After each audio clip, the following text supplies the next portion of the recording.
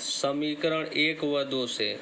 तो जब समीकरण 1 व 2 से जब इसको सॉल्व करते हैं तो बल में बल मिलेगा तो होगा बल।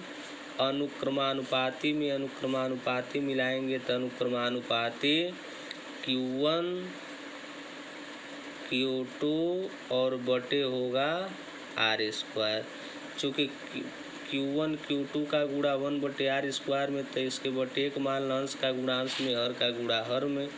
अब यह जो अनुक्रमानुपाती चिन्ह है, इस अनुक्रमानुपाती चिन्ह की कमी को पूरा करने के लिए हम एक प्रकार का स्थिरांक लगाते हैं। लिखते हैं कि F बराबर 1/4πε0 इंटू पहला आवेश गुणे दूसरा आवेश बटे R²।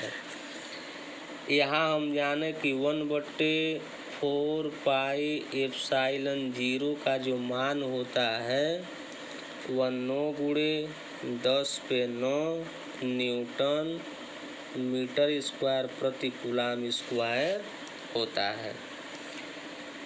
इसमें ε0 को हम कहते हैं निर्वात में वैद्युतशीलता।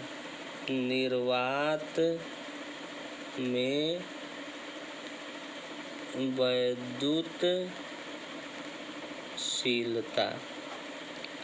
जहाँ इसका मान होता है 8.85 गुणे 10⁻12 कूलाम प्रति न्यूटन मीटर स्क्वायर। इसको इधर कर दें, इसको इधर कर दें, इसके मात्रक का भी निगमन अभी हम लोग बताएंगे। यदि बोर्ड पेपर में आता है कि कूलाम के नियम की व्याख्या करें तो इतना पूरा ये डिटेल आपको लिखना पड़ेगा। अब हम लोग आगे बढ़ते हैं। आ जाए परावैद्युत पदार्थ। परीक्षा में 1 नंबर का यह प्रश्न आता है कि परावैद्युत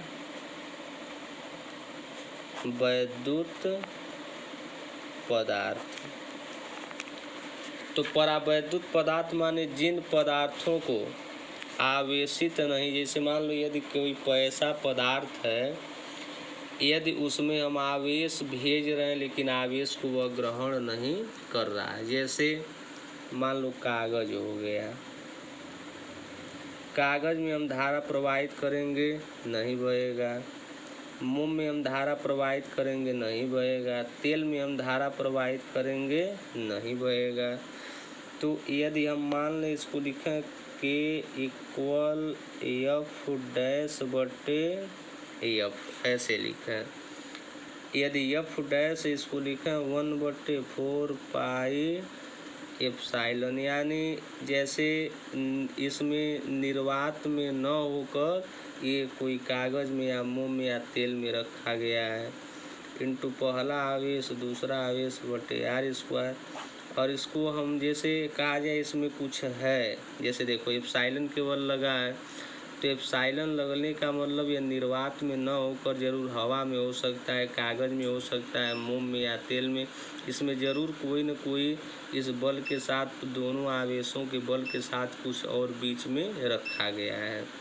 आज जबकि इसमें 1/4πε0, ε0 माने यह हवा से बाहर अर्थात निर्वात में। Q1 Q2 बटे R², इससे यह कैंसिल और इससे यह कैंसिल, बचेगा ε/ε0।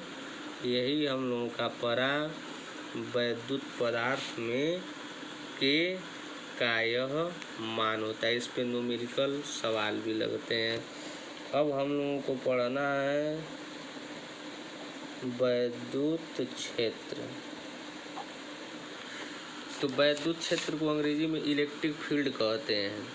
यानी यदि कोई हम आवेश लें, तो कोई आवेश लेते हैं, इस आवेश के द्वारा यदि किसी आवेश के चारों ओर का वह क्षेत्र जिसमें परीक्षण आवेश के द्वारा आकर्षण या प्रतिकर्षण का अनुभव किया जाए, यदि कोई हम आवेश लेते हैं, उस आवेश में परीक्षण आवेश या परीक्षण आवेश में इस पे कोई प्रभाव नहीं डालता है, लेकिन यह जैसे जितनी वैद्युत बल रेखाओं की सीमा है उसको प्रतिकर्षण और आकर्षण करने का गुण पाया जाता है।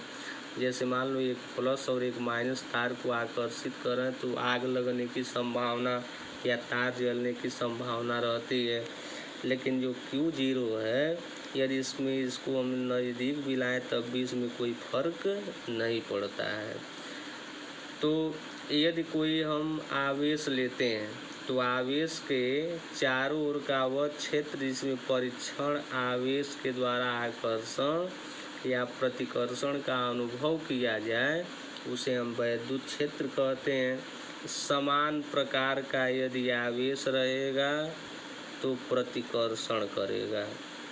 समान प्रकार के आवेशों में प्रतिकर्षण का गुण पाया जाता है और विपरीत प्रकार के आवेशों में आकर्षण का गुण पाया जाता है। इसके बाद हम वैद्युत बल रेखाओं के विषय में भी आपको बताए थे, उसे आप लोग पढ़िए। एक होता है इम्पॉर्टेंट है अध्याय रोपण का सिद्धांत। तो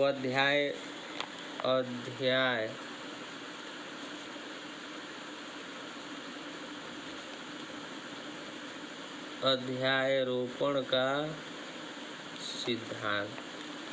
तो अध्यारोपण में क्या होगा कि एक हम निकाय ले लें।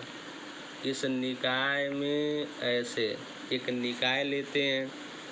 इस निकाय में एक आवेश है, जैसे मान लो एक आवेश Q1 है, एक आवेश Q2 है, एक आवेश Q3 है, एक आवेश Q4 है, ऐसे अनेक आवेश हैं।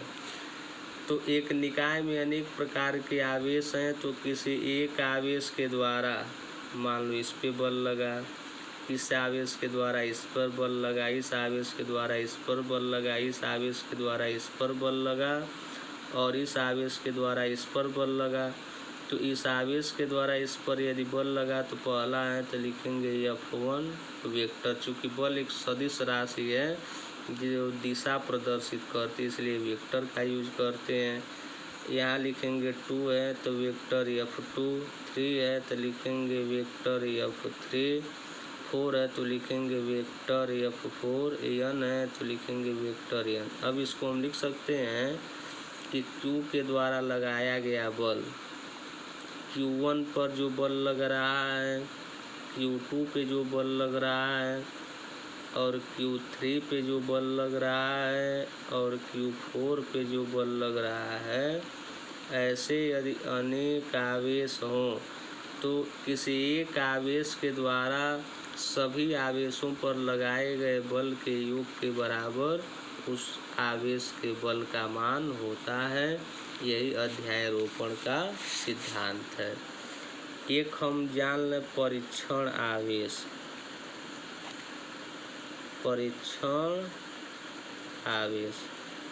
परीक्षण आवेश को हम टेस्ट चार्ज भी कहते हैं और परीक्षण आवेश का सिंबल होता है Q0। यह वैद्युत बल रेखाओं को यह बताता है कि आकर्षण या प्रतिकर्षण का अनुभव भी कराता है।